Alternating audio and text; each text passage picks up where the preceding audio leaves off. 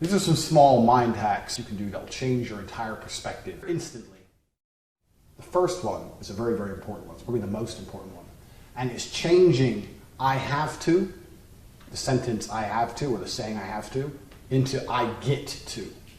A lot of people are extremely stressed about things that they have to do, and because they have to do them, or they understand the importance of doing them, they forget that it's actually a blessing to do them in the first place. Because they're obligated. When you're obligated to do something, you forget that it's actually a good thing.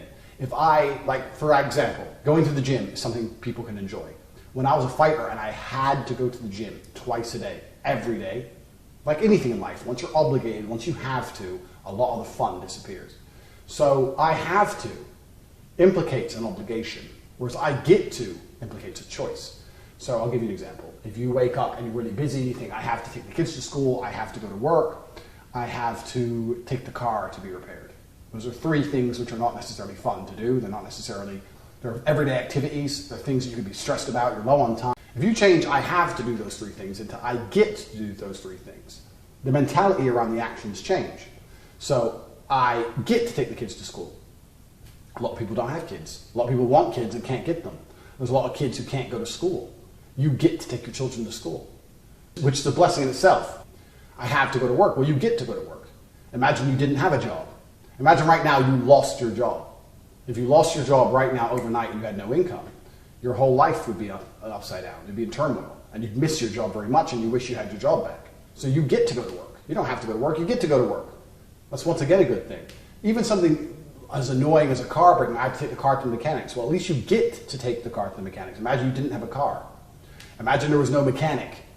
So next time you're sitting there looking at your day or looking at a list of things or jobs you have to complete, or you're stressed or you're low on time and all these things are happening, I have to do this, I've got to get this done, I have to do this, I have to do this. Change the language. I get to do X, Y, Z. And I guarantee you'll feel better about the activities near instantly. And this is something you can do very, very quickly. This is the first thing you need to do. I want you to take time to genuinely make sure you implement these two things. Change I have to I get to.